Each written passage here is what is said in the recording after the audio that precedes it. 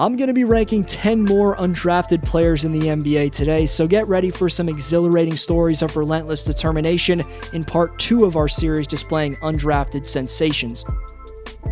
Welcome to D-Flow Hoops. If this is your first time here and you're a passionate basketball fan craving for rankings, breakdowns, and all types of entertaining NBA content, start now by subscribing and clicking the bell so you don't miss anything. Number 10, Matt Thomas. Despite tragedy early on in his personal life, losing his father to suicide when he was just 11 years old, Matt persevered through his childhood to ultimately lead Onalaska High School to a Division II state championship in his junior season. Going into his first college season, he ranked one spot behind Zach LaVine for the 51st ranked recruit.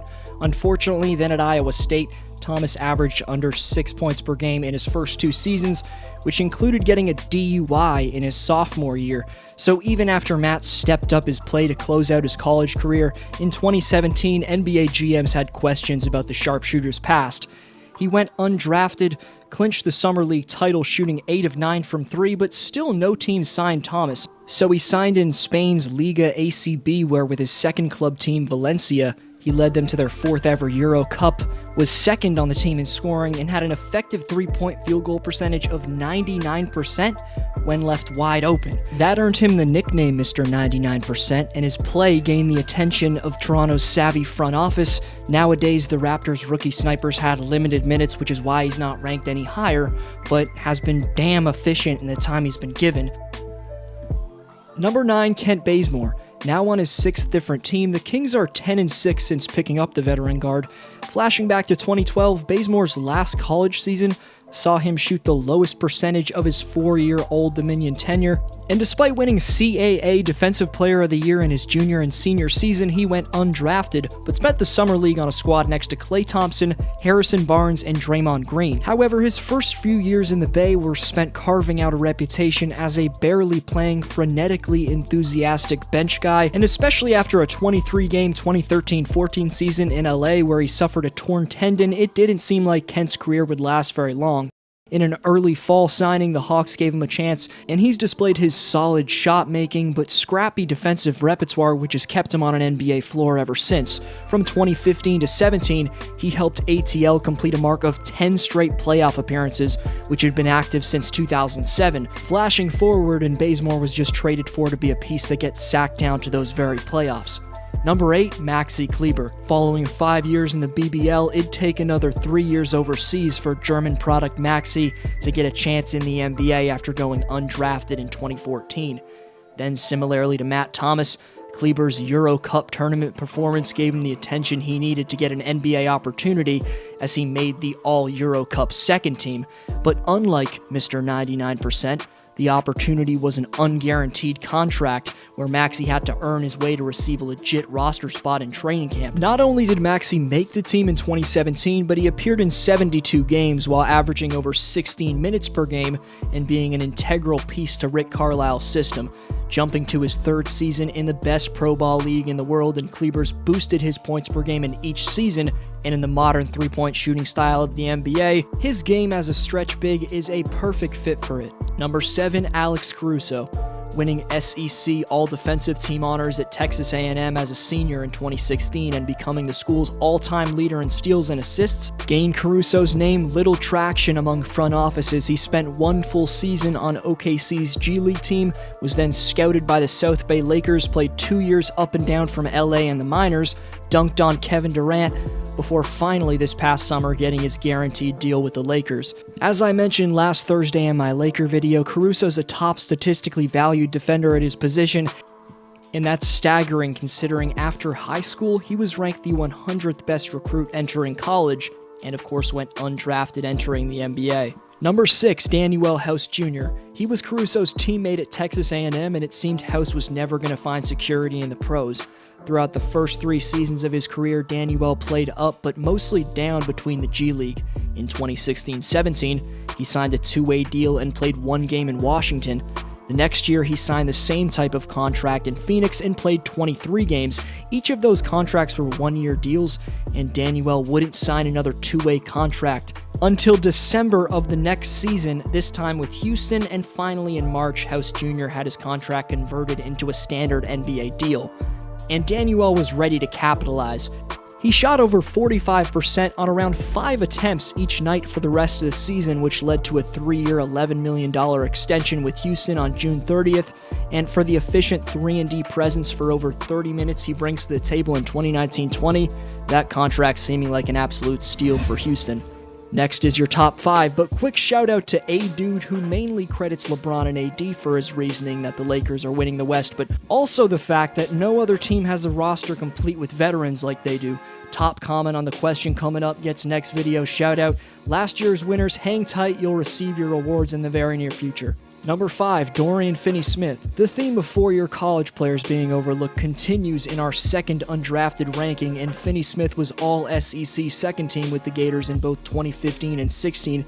You'd think an elite, experienced college player with an accolade like that in such a tough NCAA conference would get a guaranteed chance in the NBA. But after getting unselected in 2016, the two-way forward Dorian was picked up by the Mavericks, where he'd have to fight his way onto the roster through training camp in the preseason. Smith did just that. Dallas savvily stuck with him through tough shooting stretches in his first 2 pro campaigns, and now the 26-year-old's one of the toughest wings to score against in the league today. Number 4, Royce O'Neal. It was his teammate Joe Ingles featured in my last undrafted list, but kudos again to Utah's scouting department in finding another overlooked gem. After entering the draft in 2015 from Baylor University and being passed on, O'Neal played a year apiece in Germany and Spain. He then signed a contract in late June of 2017 to play in Lithuania. However, the contract had exceptions, allowing Royce to play for the Pelicans in the NBA Summer League, where the Jazz front office realized he was NBA caliber and gave him a shot, signing him to a multi-year deal. In under a year, O'Neal went from expecting to play overseas to contributing over 10 points while making half of his shots in the second round of the playoffs, stunningly making his NBA dreams reality. Today, he's one of the smoothest, most timely three-point shooters in the league and a more than competent perimeter stopper. Number 3, Seth Curry. Overshined by the chef most of his life, it's time for us fans to seriously start giving sniping Seth the respect he deserves. Out of anyone you've seen ranked today, no one's faced a tougher journey to make the NBA than him. The bad luck for Seth started right out of high school. Liberty University was the only school to offer him a basketball scholarship, who in 2019 just made their first NCAA tournament. After averaging over 20 in 2008-09 with Liberty, Curry then transferred to Duke, where a toe injury forced him to be a redshirt sophomore and not finish college until 2013, but as a senior, he put up 17.5 points per game, including making 43.8% of his three-pointers. But Seth's only path into the league was through a training camp/preseason deal. He did appear in 6 preseason games next to his brother in 2013. Then he was waived by the Warriors, and Curry's next 2 seasons would go on to be spent in the D-League. And it would take Seth averaging 24 points playing with the Pelicans Vegas Summer League team in 2015, coincidentally just like our last ranked Royce O'Neal.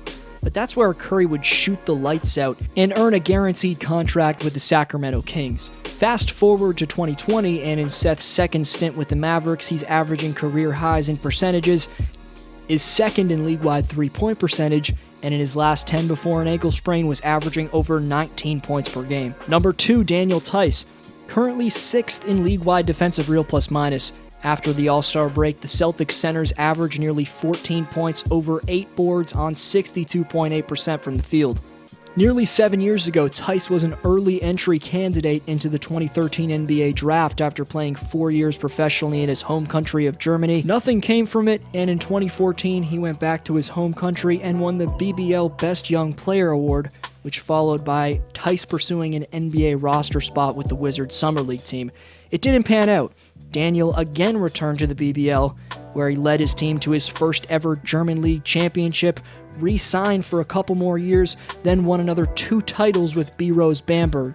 He's gotten significantly injured twice since signing in Boston in 2017, but Daniel's catching and finishing in the paint, as well as his seamless ability to space the floor out with jumpers, are starting to become qualities as dominant as they were for him in Germany, and he's proving me wrong so far for saying they should have traded for Drummond. Number 1's next, but before you comment who was snubbed, go see the 10 players ranked in the first version of this list, and also realize this is a list of undrafted players currently in the NBA. Honorable mentions to the most highly considered Celtics backup point guard Brad Wanamaker, who helped Tice win 2 of his titles in the BBL, playing 7 seasons overseas after going undrafted out of Pittsburgh in 2011. Now he's the NBA's leader in free throw percentage and a valued Celtic role player.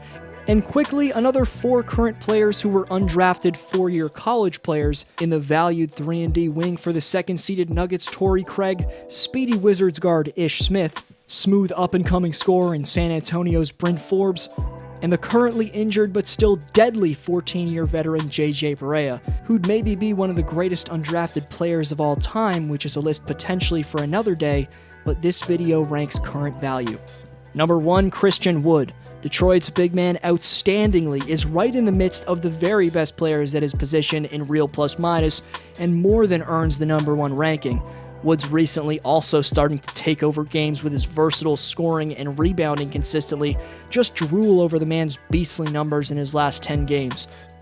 For Christian, the road wasn't always as close to being this smooth though. It was in fact a damn rocky trip to becoming a legit pro, projected to be a late first-round pick in 2015's draft after leaving UNLV following 2 seasons. He spent 3 seasons playing a combined 123 games in the minors with the Sixers, Hornets, and last season the Bucks G League team. For the Wisconsin Herd, he averaged over 29 points per game. During that time, Christian was waived by, of course, Philly, Charlotte, and Milwaukee, but also a team in the Chinese Basketball Association, as well as the Pelicans last July. But Woods built himself into one of the top breakout players this season, running with the chance the Pistons have given him, and is due for a big payday this summer. For next video, shout out who's your favorite player on this list and why. Keep watching some of my other content, and leave a thumbs up on this one if you enjoyed. This was your boy D-Flow. I'll see you next video.